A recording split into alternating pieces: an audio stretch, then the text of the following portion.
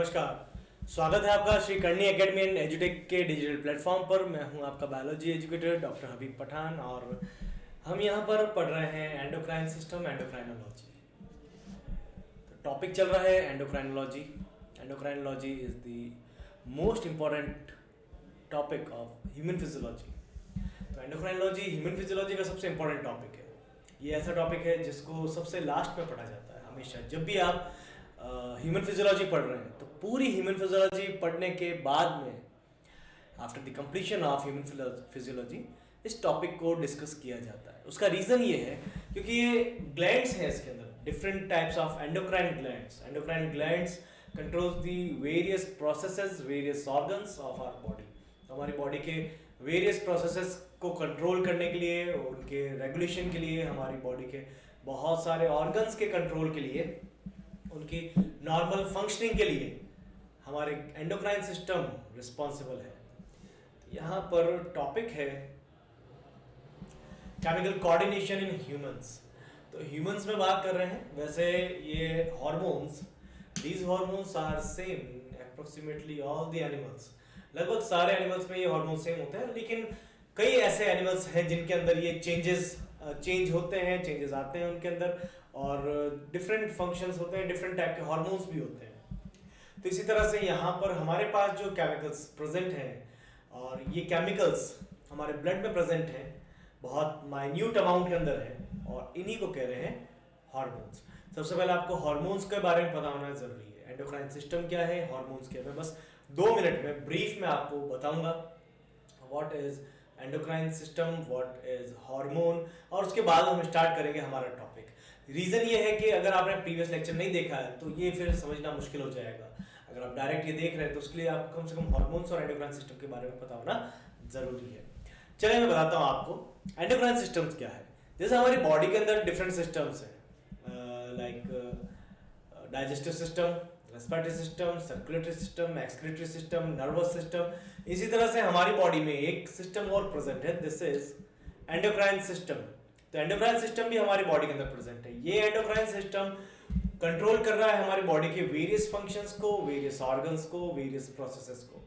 तो लगभग पूरी बॉडी के अंदर ये अपना कंट्रोलिंग कर रहा है, और इसके लिए इसका फॉर्मेशन होता है ग्लैंड से। Various types of glands present in this system में कई सारी टाइप की ग्लैंड्स प्रेजेंट हैं, और ये सारे ग्लैंड्स मिलकर काम कर रही है। मिलकर काम करने का मतलब ये नहीं है कि सबका फंक्शन एक साथ होता है, सबका फंक्शन एक साथ नहीं है, लेकिन सब अपने अपने जो भी इनका पर्टिकुलर टाइम पीरियड है उस टाइम पीरियड पर अपना फंक्शन कर रही है, अपने जो भी फंक्शंस हैं उनको शो कर रही है। ये ग्लैंड्स रिलीज करती है, these glands release some special type of chemicals. These are very minute in amount. इनका अमाउंट बहुत माइन्यूट, बहुत कम अमाउंट होता है। तो बहुत कम अमाउंट में अपने सिक्रीशंस कर रही है chemicals, and these secretions secrete in release only in blood. तो ये ब्लड में ही रिलीज होते हैं without help of any kind of duct. किसी भी डक्ट की हेल्प के बिना ये केमिकल सिक्रीशन, जिनको हार्मोन्स कह रहे हैं, ये सीधा रिलीज होते हैं ब्लड के अंदर इन ग्लैंड्स से। तो ये ग्लैंड्स ग्लैंडुलर टिश्यूज से बनी हुई होती है। ग्लैंडुलर टिश्यूज से इनका फॉर्मेशन होता है, ब्लड में सीधा इनके केमिकल्स हार्मोन्स रिलीज हो रहे हैं, और इसके बाद में ये hormones, these hormones are target specific. Hormones are target specific. वो अपने टारगेट स्पेसिफिक होते हैं, जहां उनको पहुंचना होता है वहीं पहुंचते हैं और अपने काम करते हैं, अपना फंक्शन शो करते हैं। हम इस लेक्चर के इस पूरे चैप्टर के एंड में देखेंगे कि हार्मोन्स की एक्टिविटी कैसे होती है। एक छोटा सा टॉपिक है जिसमें हम बात करेंगे एक्टिविटी ऑफ हार्मोन्स। तो हार्मोन्स की एक्टिविटी होती कैसे, इसको हम चैप्टर के लास्ट में डिस्कस करेंगे। अभी हम बस डिस्कस कर रहे हैं हार्मोन्स कौन कौन से, ग्लैंड्स कौन कौन सी है, कौन सी ग्लैंड्स कौन से हार्मोन्स को सिक्रीट करी। जैसे इससे पहले लेक्चर्स में हम डिस्कस कर चुके हैं हाइपोथैलेमस एंड पिट्यूटरी ग्लैंड। तो जो प्रीवियस लेक्चर्स थे उनमें हाइपोथैलेमस और पिट्यूटरी ग्लैंड को डिस्कस कर चुके हैं। In this lecture today we going to discuss thyroid gland, which is the largest endocrine gland of our body. अब ये थोड़ा सा कंफ्यूजिंग रहता है। Largest gland of our body, largest endocrine gland of our body, largest exocrine gland of our body. तो यहाँ पर discuss जब हम कर रहे हैं तो यहाँ पर कुछ चीजें जैसे largest endocrine gland. The second thing, largest exocrine gland. तो एग्जाम में आपसे दो क्वेश्चंस पूछ सकते हैं, largest endocrine gland, largest exocrine gland. एक क्वेश्चन आपसे ये पूछ सकते हैं, largest gland in body, largest gland in body present in our body. तो हमारी बॉडी के अंदर जो ग्लैंड्स प्रेजेंट हैं उनके बारे में तीन तरह से क्वेश्चंस अगर आते हैं तो आपको आंसर उसका कुछ तरह से देना होगा, ध्यान रखना होगा पूछा क्या है। जैसे सिंपल से मैं आपको बताऊं, अगर what is the largest gland present in our body? The largest gland is liver. Largest gland is liver. तो हमारी बॉडी में सबसे बड़ी ग्लैंड जो प्रेजेंट है दैट इज लिवर। तो लिवर सबसे बड़ी ग्लैंड है हमारी बॉडी की। Second, largest exocrine gland, largest endocrine exocrine gland is also liver. The answer is again liver. तो liver is a exocrine gland, liver is an exocrine gland and it is involved in digestion of food. Digestion में involve है और सबसे ज्यादा function है, मैं ये कह सकता हूँ एक मल्टीटास्किंग ऑर्गन है बॉडी का। Liver is a multitasking organ which is involved in various functions of our body. हमारी बॉडी के कई सारे फंक्शंस के अंदर ये इन्वॉल्व है, बहुत सारे इंपॉर्टेंट फंक्शंस कर रहा है ये। हम सिंपली बात करते हैं, आपका एक कान अगर किसी का खराब हो जाता है, किसी भी पर्सन का, आपका नहीं किसी का भी, एक कान अगर खराब हो गया, डैमेज हो गया पूरी तरह से, लेकिन सुन सकते हैं। एक आई अगर चलेगी तब भी सर्वाइव कर सकते हैं, सर्वाइवल पॉसिबल है। आपके नोज डैमेज हो गए, सर्वाइवल पॉसिबल है। आपके टीथ डैमेज हो गए, सर्वाइवल पॉसिबल है। किडनी अगर एक डैमेज हो जाती है, सर्वाइवल पॉसिबल है। आपका ब्रेन अगर डैमेज हो जाता है तब भी सर्वाइवल पॉसिबल है। बट लिवर बहुत इंपॉर्टेंट है। जैसे हम ये कहते हैं कि हार्ट बीट अगर रुक गई तो पर्सन को डेड मानते हैं। अगर ब्रेन ने काम करना बंद कर दिया तो पर्सन ब्रेन डेड कहलाता है। हार्ट अगर बीट कर रहा है, because heart is a myogenic, heart myogenic है, वो अपना कंट्रोल खुद कर रहा है, अपना रेगुलेशन खुद कर रहा है। तो एक सिंपल सी कंडीशन है, हम जनरली ये कहते हैं कोई पर्सन का ब्रेन अगर वर्क करना स्टॉप कर देता है तो वो कहलाता है brain dead, not dead. Heart अगर वर्क करना स्टॉप कर रहा है तो उसको डेड कह रहे हैं। बट लिवर की फंक्शनिंग भी कुछ ऐसी है, लिवर की इंपॉर्टेंस भी आपके हार्ट की तरह है। अगर लिवर ने काम करना बंद कर दिया तब भी बॉडी पर्सन डेथ हो जाएगी पर्सन की। और ये बहुत इंपॉर्टेंट है, उसका रीजन ये बहुत सारे फंक्शंस के अंदर ये इन्वॉल्व है, हमारी बॉडी से डिटॉक्सिफिकेशन कर रहा है, बहुत सारे काम कर रहा है ये। तो यहाँ पर डाइजेशन में भी इसका काम है। ये एक एक्सोक्राइन ग्लैंड है, तो यहाँ पर एक्सोक्राइन ग्लैंड अगर पूछ रहे हैं तो लिवर आंसर। लार्जेस्ट ग्लैंड, सिर्फ लार्जेस्ट ग्लैंड पूछा है तो लिवर, लार्जेस्ट एक्सोक्राइन ग्लैंड तब भी liver, and largest endocrine gland is thyroid gland. तो यहां पर ये आपको याद रखना है, thyroid is the largest endocrine gland which is present in throat region just below the Adam's apple. What is Adam's apple? ये एक छोटा सा स्ट्रक्चर यहाँ पर दिखता है, मेरे तो नहीं दिख रहा, कुछ लोगों को दिखता है।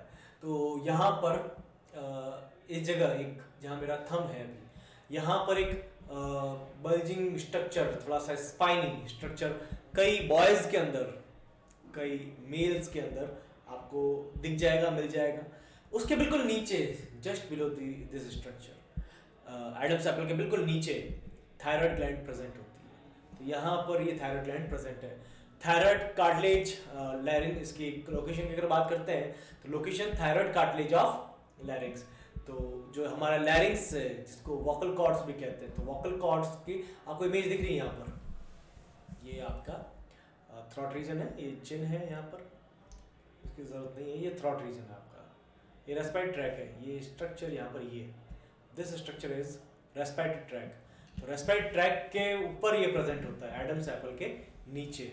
It is a bilobe structure, ये दो लोब्स में डिवाइडेड होती है। तो टोटल लेफ्ट एंड राइट दो लोब्स इसके हो जाएंगे, बीच में एक जंक्शन होता है, इसको स्थमस कहते हैं, और जिससे कनेक्टेड रहता है ये। तो दो लोब्स का स्ट्रक्चर है ये, बटरफ्लाई की तरह दिखता है कुछ। Thyroid is butterfly shaped structure, butterfly जैसा दिखता है ये। इसको एच शेप्ड भी कहते हैं, एच शेप्ड। बटरफ्लाई कैसी होती है? बटरफ्लाई कुछ इस तरह की मिलती है,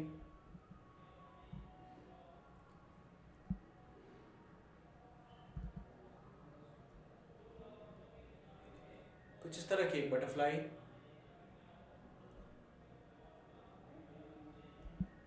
मिलती हैं। तो ये बटरफ्लाई जैसा, इसको हटा दो अब यहाँ से, तो ये कुछ इस तरह का ही दिख रहा है, कुछ इस तरह की बटरफ्लाई जैसे स्ट्रक्चर, और एच की तरह भी दिखता है ये कुछ इस तरह से, यहाँ पर ये कुछ एच की तरह भी दिखेगा, इसलिए इसको कैपिटल लेटर इंग्लिश का एच शेप्ड या फिर इसको बटरफ्लाई शेप इसको कहते हैं। जनरली बस आपको ये याद रखना है। हम रिलेट करते हैं किसके जैसा दिख रहा है, जैसे पैरामीशियम का नाम सुना होगा आपने, देखा भी होगा पैरामीशियम कैसा दिखता है। उसके लिए जब बात करते हैं पैरामीशियम की फिजिकल अपीयरेंस, तो सिंपल सा कहते हैं कि स्लीपर की तरह, जो आपकी स्लीपर होती है, जो आपकी चप्पल होती है, उसके जैसा दिखता है कुछ। तो हम रिलेट कर रहे हैं कि दिखता किसकी तरह है। तो सिंपल सा, यहाँ पर लार्जेस्ट एंडोक्राइन ग्लैंड है, थायराइड कार्टिलेज ऑफ लैरिंक्स पर प्रेजेंट है। ये कार्टिलेज क्या होता है, cartilages are soft bones present in our body, like tip of nose, ear pinna, ठीक है। तो ईयर पिन्ना है, आपके टिप है नोज की, नोज पूरी नहीं, टिप ऑफ नोज। तो ये कार्टिलेज, और भी हमारे बॉडी में बहुत सारे कार्टिलेज प्रेजेंट है अलग अलग जगह पर। तो जो विजिबल है, जो मैं दिखा सकता था, वो मैंने आपको बताया है यहाँ पर। इसका ओरिजिन एंडोडर्मल है। तो एंडोडर्मल ओरिजिन है। What do you mean bye endodermal origin? अब एंडोडर्मल ओरिजिन का मीनिंग क्या हो जाएगा? सिंपल सी कंडीशन है, ओरिजिन इसका एंडोडर्मल है। तो मैंने आपको पहले ही बताया था प्रीवियस लेक्चर्स में, मैं इस लेक्चर में फिर से ब्रीफ में आपको बता देता हूँ। एक्चुअल में कंडीशन क्या है, जब मेल और फीमेल गैमीट्स हैं, यहाँ पर एक मेल गैमीट है और एक फीमेल गैमीट है, दोनों हैप्लॉइड्स हैं, दोनों ही हैप्लॉइड हैं। तो ये मेल गैमीट और ये फीमेल गैमीट है, दोनों ही गैमीट है, दोनों का फ्यूजन होगा और फ्यूजन के बाद में फॉर्मेशन हो जाएगा एक 2n सेल का। 2n cell is zygote, 2n cell is zygote. Zygote से फॉर्मेशन होता है मोरुला स्टेज का, मोरुला से। मैं इसीलिए इसको थोड़ा सा शॉर्ट में बता रहा हूँ, क्योंकि ये पहले डिस्कस कर चुके हैं मैं प्रीवियस लेक्चर्स में, इसको बता चुका हूँ। Morula, blastula and then gastrula. Gastrula से पहले, गैस्ट्रुला एक बहुत इंपॉर्टेंट स्ट्रक्चर, बिकॉज यहाँ पर डिफरेंशिएशन होता है। गैस्ट्रुला से पहले हमारा जो स्ट्रक्चर था वो बिल्कुल ऐसा दिखता है, एक बॉल लाइक स्ट्रक्चर, जिसमें सारी सेल्स, बहुत सारी सेल्स और सारी सेल्स एक जैसी है, उनमें डिफरेंशिएशन नहीं हुआ अभी तक, डिफरेंशिएशन अभी तक बिल्कुल नहीं हुआ। बट गैस्ट्रुला स्टेज के जो इंपॉर्टेंट कैरेक्टर है, दैट इज डिफरेंशिएशन।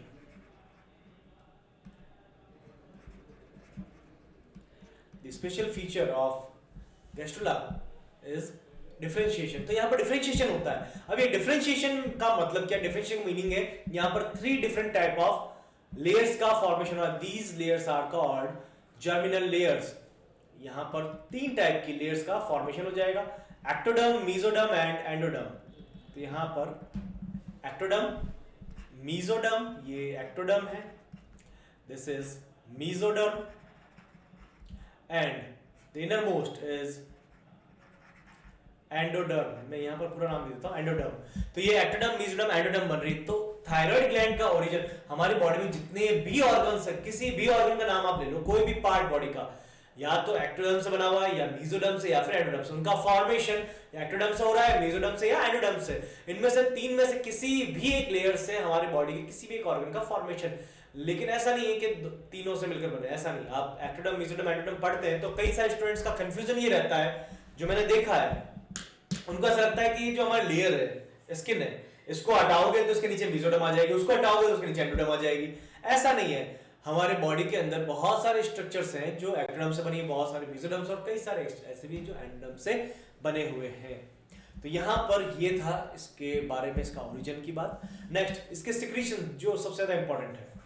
इससे 3 डिफरेंट टाइप के हार्मोन सिक्रीट होते हैं। 2 तो आयोडीन के हैं और एक अलग है थोड़ा सा, तो 2+1, तो टोटल 3 हार्मोन्स सिक्रीट हो रहे हैं। These 3 hormones are triiodothyronine and tetraiodothyronine. इनको कह सकते हैं T3 and T4। T3 and T4 also known as triiodothyronine and tetraiodothyronine respectively. तो T3 को तो ट्राई, देखो जब काउंटिंग करते हैं जैसे केमिस्ट्री के मोनो, डाई, ट्राई, टेट्रा, पेंटा, उसी तरह से यहाँ नंबरिंग की है। यहाँ पर ट्राई जो है, इसको मैं थोड़ा सा चेंज करते हैं। तो यहाँ पर 3 है तो 3 के लिए वर्ड यूज किया है ट्राई, ठीक है, तो 3 के लिए वर्ड यूज किया है ट्राई। यहाँ पर आयोडोथायरोनिन, इसकी बात करेंगे हम। ये ट्राई आयोडोथायरोनिन का मीनिंग क्या है? यहाँ पर ट्राई आयोडो, आयोडीन इंपॉर्टेंट है, और एक अमाइनो एसिड टायरोसिन का भी यूज यहाँ पर हो रहा है। तो ट्राई आयोडोथायरोनिन, और T4 उसको कहते हैं tetra iodo. T4 means tetra, तो यहाँ पर T4 का मीनिंग हो जाएगा टेट्रा। तो टेट्रा आयोडोथायरोनिन, तो ये आयोडो मतलब यहाँ पर आयोडीन की रिक्वायरमेंट है। आप सब लोगों ने पढ़ा होगा, आप सब लोगों ने सुना होगा आयोडाइज सॉल्ट, हमें आयोडीन वाला नमक खाने की ज़रूरत है हम सबको। क्या वाकई में ऐसा है? क्या ज़रूरत है हमें आयोडीन वाला नमक खाने की, आयोडाइज सॉल्ट खाने की, या ज़रूरत नहीं, या फिर कितना लेना चाहिए और क्यों लेना चाहिए? एक्चुअल में हमें आयोडाइज सॉल्ट इसलिए लेना चाहिए, आयोडीन बॉडी के लिए इसलिए इंपॉर्टेंट है क्योंकि ये iodine is responsible for the formation of thyroxine hormone, और I can say T3 and T4, ट्राइआयोडोथायरोनिन and tetraiodothyronine. तो T3 और T4 या थायरॉक्सिन के फॉर्मेशन के लिए आयोडीन मस्ट है, आयोडीन का होना जरूरी है अपने फूड के अंदर। कितना लेना चाहिए? एक निडल है आपके पास, मान ली एक निडल है, सुई, एक निडल है, उस निडल के टिप पर आप लिक्विड है आयोडीन, इस निडल को आप डिप करें आयोडीन के अंदर, आयोडीन सॉल्यूशन के अंदर। तो आयोडीन में डिप करने के बाद जब निकालते हैं उसके टिप पर, इसके पॉइंट पर, टिप पर कितना आयोडीन प्रेजेंट होता है, ये नीड है आपकी डेली की नीड। आपको डेली इतना ही आयोडीन रिक्वायर है, एक टेबल स्पून से भी कम रिक्वायर होता है कंप्लीट लाइफ के अंदर। आपकी अपनी पूरी लाइफ में आपको एक टेबल स्पून से भी कम आयोडीन की रिक्वायरमेंट होती है। तो सिंपल सा है, यहाँ पर ये आयोडीन आपके लिए जरूरी है, और कैसे जरूरी है वो बात हमने यहाँ पर की है, क्यों रिक्वायरमेंट है इसकी। तो यहाँ पर एक चीज और, कैल्सिटोनिन, यहाँ पर कैल्सिटोनिन भी आपके लिए इंपॉर्टेंट है। तो यहाँ पर कैल्सिटोनिन भी आपके लिए इंपॉर्टेंट है। कैल्सिटोनिन, कैल्शियम नाम आ रहा है इसके अंदर, कैल्शियम से रिलेटेड है। क्या फंक्शन है वो हम बात करेंगे। तो यहाँ पर 3 जो हार्मोन्स रिलीज कर रहा है, उन 3 हार्मोन्स की हमने अभी बात की, T3, T4 एंड कैल्सिटोनिन। चलते हैं आगे इसकी इंटरनल स्ट्रक्चर की तरफ। तो अभी तक तो यहाँ इसकी एक्सटर्नल स्ट्रक्चर ही है, इंटरनल स्ट्रक्चर इसके बाद आएगी। यहाँ फिर से इसकी लोकेशन है, ये देखें आप, Adam's apple, thyroid cartilage of larynx, यहाँ पर ये प्रेजेंट है, दिख रहा है आपको, और इसके जस्ट बिलो, इसके बिल्कुल नीचे प्रेजेंट है थायराइड ग्लैंड। इसके लोब्स दिख रहे हैं, right lobe and left lobe. This is your trachea. तो ट्रैकिया के ऊपर प्रेजेंट है, तो आप यहाँ पर उसको टच कर सकते हो। आप अगर टच कर रहे हो उसको, तो ये आपका थायराइड ग्लैंड यहाँ एग्जैक्ट एडम्स एप्पल के बिल्कुल नीचे इस जगह, this is the location of thyroid gland, यहाँ पर प्रेजेंट होती है ये। यहाँ पेक्टोरल गर्डल की बोन है, और इसके ऊपर यहाँ पर ये प्रेजेंट होती है। तो सिंपल सा इसका जंक्शन बीच में जहाँ पर दोनों, जिससे ये बाइंड है, दोनों लोब्स अटैच्ड हैं, this is called isthmus, this is isthmus region. ये isthmus रीजन है यहाँ दोनों के बीच में। ये पूरी थायराइड ग्लैंड है, बहुत ज्यादा इसमें कुछ है नहीं। इसके टीएस के अंदर इसकी बाकी स्ट्रक्चर हमें पता चलेगी, तो डिस्कस करेंगे इसके टीएस को भी हम थोड़ी देर बाद। तो सबसे पहले तो it is highly innervated, covered होती है ये, इसलिए इसको इनर्वेटेड कह रहे हैं। Blood supplied by superior and inferior thyroid arteries. तो एरोटिड आर्टरी होती है जिससे जिसके थ्रू, कैरोटिड आर्टरी के थ्रू इसको ब्लड की सप्लाई मिल रही है। बटरफ्लाई शेप है, पहले बात की थी हमने, एच शेप है। 2 लोब्स प्रेजेंट होते हैं एडम्स एप्पल के नीचे, वही लिखा हुआ है जो सारा मैंने अभी बताया आपको, जो डिस्कस किया था वही सारा यहाँ पर गिवन है, और कुछ भी नया इसके अंदर नहीं। और बहुत इजी और बहुत अच्छी सी ग्लैंड है, बहुत इंपॉर्टेंट ग्लैंड है बॉडी की। जैसे पिट्यूटरी और थायराइड ग्लैंड, हाइपोथैलेमस ग्लैंड बहुत इंपॉर्टेंट थी हमारी बॉडी के लिए, वैसे थायराइड ग्लैंड भी इंपॉर्टेंट, क्योंकि ये बाकी वैसे तो ग्लैंड का कंट्रोल नहीं कर रही, लेकिन फिर भी इसकी जो फंक्शन है वो इतने इंपॉर्टेंट है कि उसके बिना आपका डेवलपमेंट पॉसिबल नहीं है बॉडी का। जबकि ये ग्रोथ हार्मोन रिलीज नहीं करी, growth hormone pituitary gland release कर रही है, फिर भी इसका फंक्शन बहुत इंपॉर्टेंट है। लोब्स जो है वो अटैच होते हैं एक ब्रिज से, इसको isthmus कहते हैं। इसकी साइज 5 सेंटीमीटर लेंथ है, विड्थ 3 सेंटीमीटर के आसपास इसकी, और in female larger than male, थोड़ा सा बड़ा होता है साइज इसका फीमेल के अंदर। वेट इसका गिवन है approximately 25 gram. This is TS of this gland. तो ये टीएस है इस ग्लैंड का। यहाँ पर एक्चुअली ये जो डायग्राम है, ये जो पिंक कलर का डायग्राम आपके सामने है, ये डायग्राम इसका एक्चुअल टीएस है। जब इसका टीएस काटते हैं, उसको स्टेन करते हैं, माइक्रोस्कोप में देखते हैं, कुछ इस तरह का आपको ये दिखाई देगा। बट जब इसका डायग्राम बनाते हैं, हम डायग्राम कुछ इस तरह का बनाते हैं जैसा यहाँ पर बना हुआ है। This is the diagram of TS. तो यहाँ पर ये लेबलिंग कर रखी है, नेम्स आपको दिख रहे हैं। ये है क्या, मैं बता देता हूँ आपको। Thyroid gland is composed of two types of structure, follicles and stromal tissues. तो यहाँ पर आपकी जो थायराइड ग्लैंड है, ये दो टाइप की स्ट्रक्चर से बनी हुई है। एक तो follicles and the another structure is stromal tissues. तो यहाँ पर दो टाइप की स्ट्रक्चर से बना हुआ है। एक तो फॉलिकल्स है और दूसरा स्ट्रोमल टिश्यूज है यहाँ पर। तो फॉलिकल्स और स्ट्रोमल टिश्यूज से इसका फॉर्मेशन यहाँ पर हुआ है। अब कंडीशन इसके अंदर ये आती है, ये फॉलिकल्स और स्ट्रोमल टिश्यूज ये प्रेजेंट किस तरह से है। यहाँ पर आप देखें इस डायग्राम के अंदर ये जो दिख रहा है आपको, ये पार्ट, ये पूरा फॉलिकल है। यहाँ पर एक follicle, this is a follicle, ये सारे फॉलिकल हैं, ये सब फॉलिकल्स हैं। यहाँ पर ये जितने भी इस तरह की कैविटीज दिख रही है आपको, ये सब यहाँ पर फॉलिकल्स है। ये देखें यहाँ पर इसके अंदर, ये यहाँ पर थायराइड फॉलिकल, ये बिल्कुल क्लियरली विजिबल है। थायराइड फॉलिकल्स को आप देख सकते हैं। तो थायराइड फॉलिकल है जिनकी मेम्ब्रेन है, जिसको एपिथेलियम का है, फॉलिकुलर एपिथेलियम का है। तो यहाँ पर इसके अंदर कॉलॉइड कंटेनिंग होता है, कॉलॉइडल टिश्यूज, कॉलॉइडल सब्सटेंस यहाँ पर प्रेजेंट होते हैं। तो सिंपल सा ध्यान दें, वापस सुने एक बार। सबसे पहले हम बात कर रहे हैं फॉलिकल्स की। Thyroid gland is composed of follicles and stromal tissues. तो yellow jelly like transparent colloidal substance present होता है फॉलिकल्स के अंदर। Yellow jelly like colloidal substance, transparent jelly like colloidal substance present in these structures, present in follicle cells। ये जो follicle cells है इसके अंदर, यहाँ पर थोड़ा सा इसको चेंज करेंगे कुछ, जिससे आपको क्लियरली विजिबल हो।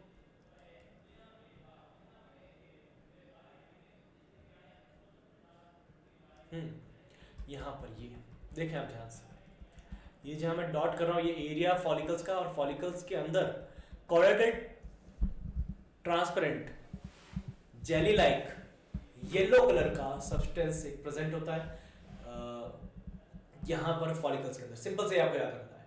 तो ये इसको कहते हैं, this is colloidal glycoprotein is called iodothyroglobulin. तो ये जो सब्सटेंस है ये एक ग्लाइकोप्रोटीन है। यहाँ पर आपके इसमें गिवन तो नहीं है वैसे डायग्राम के अंदर, मैं लिख देता हूँ इसको। This is glycoprotein. तो ये ग्लाइकोप्रोटीन है, तो एक कॉलॉइडल ग्लाइकोप्रोटीन है जो यहाँ पर प्रेजेंट होता है। ये आयोडोथायरोग्लोबुलिन इसको कहते हैं। तो सिंपल सा स्ट्रक्चर है, फिर से सुने एक बार। प्रेजेंट क्या है हमारे पास में, थायराइड ग्लैंड की हम बात करें। Thyroid gland is composed of follicles and stromal tissues. Follicle sales के अंदर कुछ स्ट्रक्चर्स प्रेजेंट होगी, कुछ सब्सटेंस प्रेजेंट होगा जो जेली की तरह होता है, जेली लाइक होता है, येलो कलर का होता है। ये आयोडोथायरोग्लोबुलिन है। ये एक कॉलॉइडल ग्लाइकोप्रोटीन, इसका नाम तो आयोडोथायरोग्लोबुलिन है, लेकिन ये एक कॉलॉइडल ग्लाइकोप्रोटीन है। तो इसीलिए यहाँ पर जो हार्मोन्स ही रिलीज करेगा, और यही ग्लाइकोप्रोटीन, ये जो टिश्यूज है आपके फॉलिकल टिश्यूज, यही रिलीज करेंगे T3 एंड T4। यही T3 एंड T4 का रिलीज कर रहे हैं, बस ये आपको ध्यान रखना है। स्ट्रोमल टिश्यूज प्रेजेंट है, कहाँ पर प्रेजेंट है, बिटवीन फॉलिकल सेल्स। तो इसके बाद में आपके stromal tissues present between follicle sales found by connective tissues. तो जो आपके स्ट्रोमल टिश्यूज हैं ये फॉलिकल्स के बीच में, ये देखें यहाँ पर। इसको थोड़ा सा फिर कोशिश करता हूँ कि आपको ये डायग्राम में क्लियरली विजिबल हो। This will be okay. यहाँ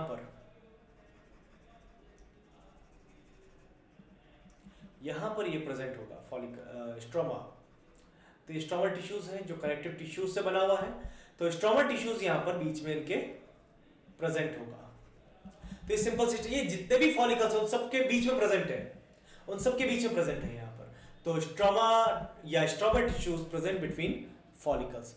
next, it is made up of parafollicular cells. यहाँ पर पैराफॉलिकुलर सेल्स या सी सेल्स यहाँ पर प्रेजेंट होती है। तो इसके अंदर ये देखें आप, ये सी सेल्स यहाँ पर लिखा हुआ है।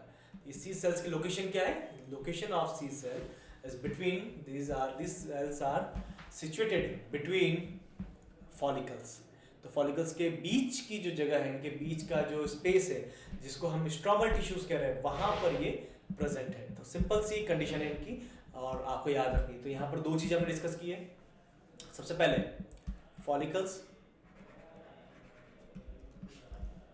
सबसे पहले तो हमने डिस्कस किया है यहाँ पर फॉलिकल्स को, और फॉलिकल्स के बाद में हमने डिस्कस किया है स्ट्रोमा को, स्ट्रोमल टिश्यूज को.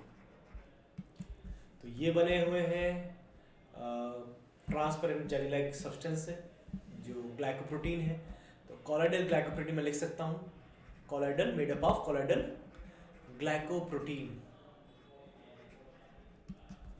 और ये बना हुआ है सी सेल्स और पैराफॉलिकुलर सेल्स से. And stromal tissues are present between follicle cells. बस इतना सा आपको इसके बारे में याद रखना है. तो ये सिंपल सा डायग्राम था, सिंपल सा स्ट्रक्चर था इसका. टीएस, हम टीएस कैसे कट करते हैं? अब इसको टीएस को कट करना है. कैसे कट करेंगे टीएस को? जैसे मेरे पास मान लें this is your thyroid gland. ये थायराइड ग्लैंड, इसको मैं इस तरह से रखकर और इस तरह से इसको अगर कट करता हूँ, ये इसके टीएस होंगे, transverse section. TS means transverse section. अगर इस तरह से ऐसे रख के मैं कट करूंगा तो ये इसके एलएस होंगे, लॉन्गिट्यूडिनल सेक्शन. तो मेरे पास में ट्रांसवर्स सेक्शन है. ट्रांसवर्स सेक्शन को जब मैं स्टडी करता हूँ माइक्रोस्कोप, अंडर माइक्रोस्कोप, तब मुझे ऐसी स्ट्रक्चर दिखाई देगी. इसको स्टेन करेंगे और स्टेन करने के बाद में कुछ पिंक कलर की स्ट्रक्चर दिखाई देगी, जिसमें आपको जो लोब्स दिख रहे हैं, ये फॉलिकल सेल्स है, उनके बीच का जो स्पेस है वो स्ट्रोमल टिश्यूज है. तो यहाँ पर स्ट्रोमल टिश्यूज रिलीज कर रहे हैं, सिक्रीट कर रहे हैं, फॉर्मेशन कर रहे हैं आपके कैल्सिटोनिन का. फॉलिकल सेल्स फॉर्मेशन कर रही है T3 एंड T4, जो आपके हार्मोन्स हैं, थायरॉक्सिन हार्मोन है, उनका ये यहाँ पर फॉर्मेशन कर रहे हैं. चलते हैं अपनी नेक्स्ट स्लाइड की तरफ. Okay, now hormones of thyroid gland. Thyroid gland के हार्मोन्स की हम बात करेंगे.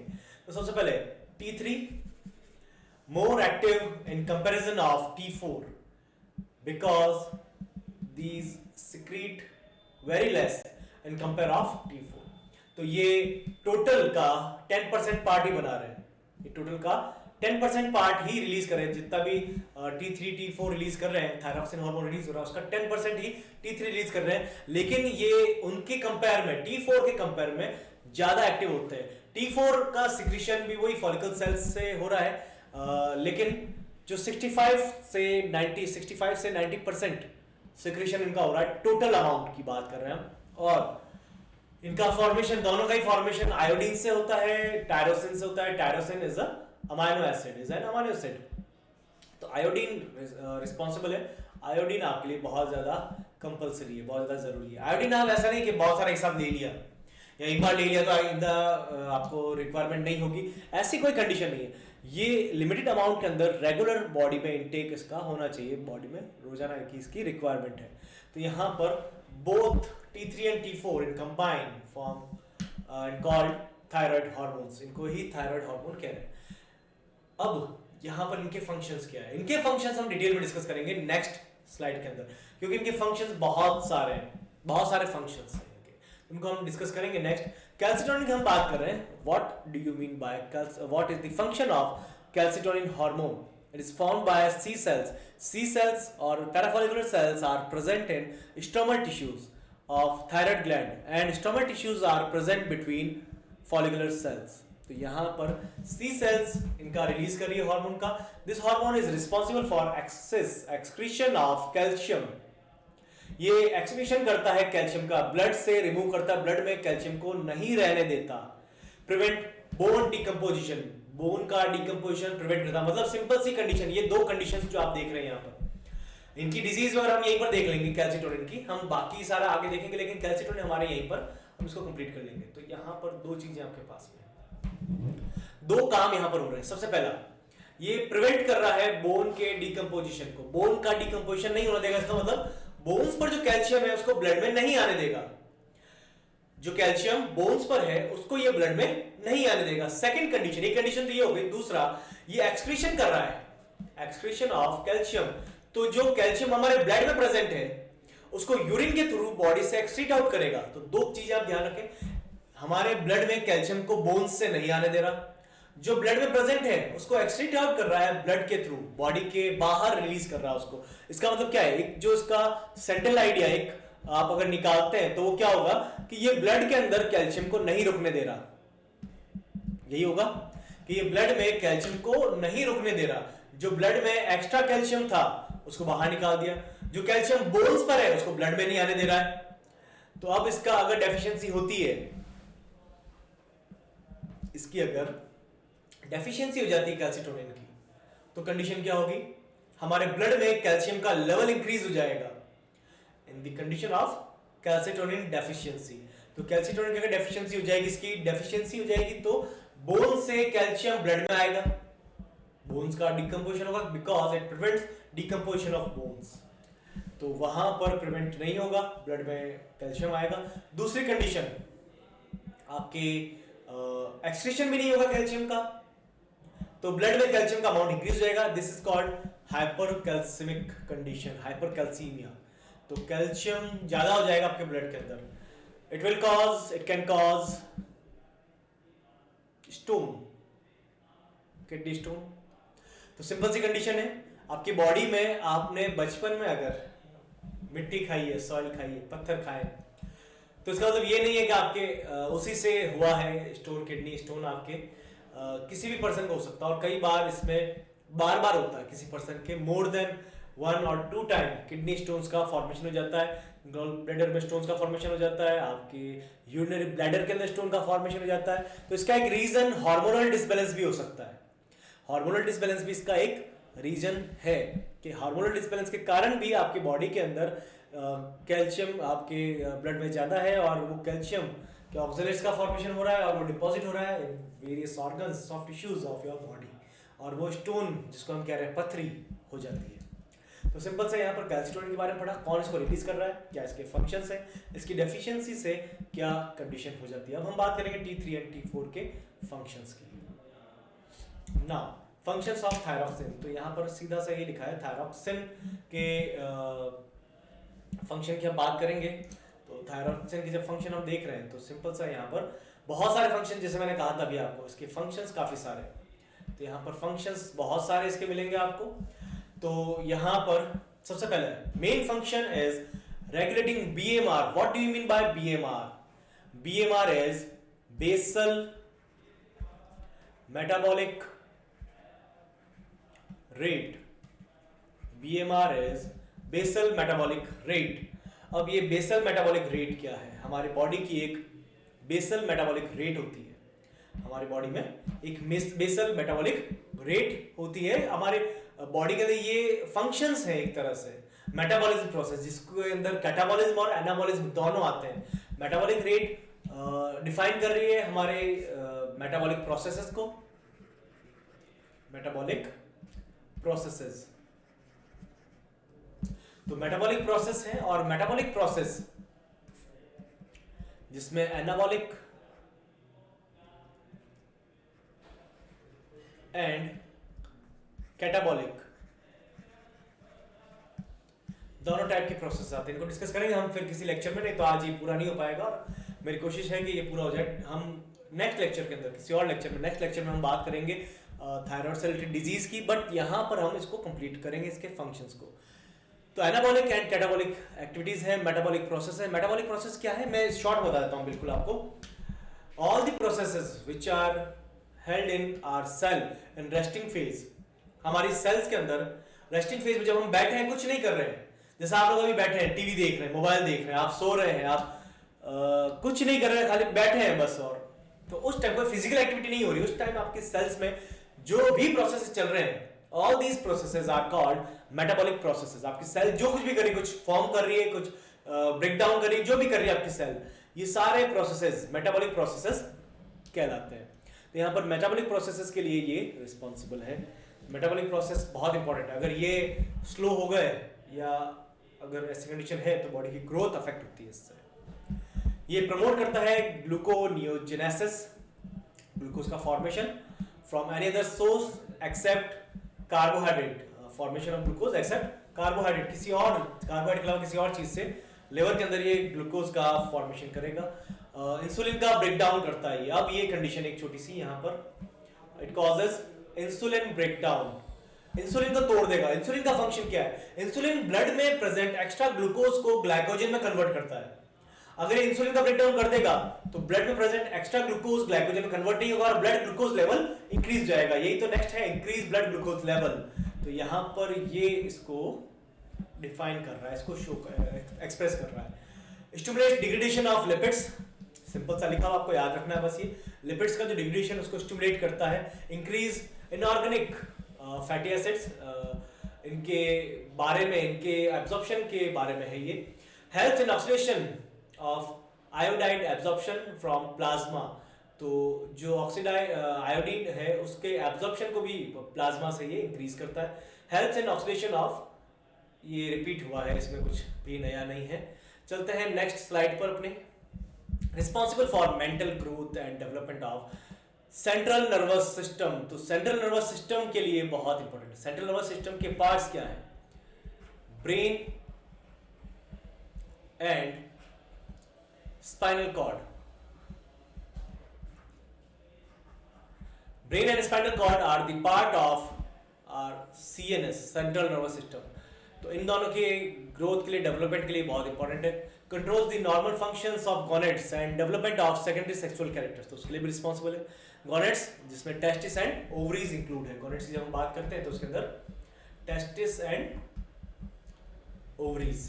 तो सेकेंडरी सेक्सुअल कैरेक्टर्स पता है आप लोगों को, जो भी characters at the age of puberty show होते हैं वो सारे। ब्लड प्रेशर कंट्रोल करता है, यूरिनरी आउटपुट को इंक्रीज करता है, बोन्स का मेंटेनेंस करता है, आपके हार्ट, डाइजेस्टिव सिस्टम, इन सब का भी मेंटेनेंस करता है। सबसे जरूरी, लास्ट में सबसे important, increase activity of adrenaline and noradrenaline and in the end essential for metamorphosis of tadpole into adult frog. तो सिंपल सी कंडीशन आप ध्यान रखें इसके अंदर। फ्रॉग आपने देखा होगा, बट एक tadpole, tadpole is the larval condition of frog. तो टैडपोल एक्वेटिक होता है, टैडपोल इज एक्वेटिक। फ्रॉग पानी में नहीं रहता, फ्रॉग देखा होगा, पानी में नहीं, वो पानी के बाहर रहता है, गीली जगह, मॉइस्ट प्लेस पर रहेगा, लेकिन पानी के अंदर नहीं रहेगा वो। तो यहां पर कंडीशन ये है, टैडपोल जो एक्वेटिक है, वाटर के अंदर रहता है, इसके पास में एक्सटर्नल गिल्स होते हैं, इसके पास में टेल होती है। अब फ्रॉग के पास में ना तो एक्सटर्नल गिल्स होते हैं, ना टेल प्रेजेंट होती है, ना ही इसके पास में गॉनेट्स होते हैं। टैडपोल के पास में गॉनेट्स नहीं होते हैं। तो यहाँ चलो मैं लिख देता हूँ इनके कुछ डिफरेंसेस। जैसे हम बात करते हैं फ्रॉग या टैडपोल की, तो मैं टैडपोल के लिख देता हूँ यहाँ पर, वो ज्यादा ठीक रहेगा। Tadpole is the larval stage of frog. इसके पास में एक्सटर्नल गिल्स होते हैं, और वैसे गिल्स होते हैं इसके अंदर, एक्सटर्नल बाद में डेवलप हो जाते हैं। इसके पास में टेल होती है, इसके पास में ये एक्वेटिक होता है, एंड गॉनेट्स डेवलप नहीं होते हैं। तो मैं लिख सकता हूं सेक्सुअली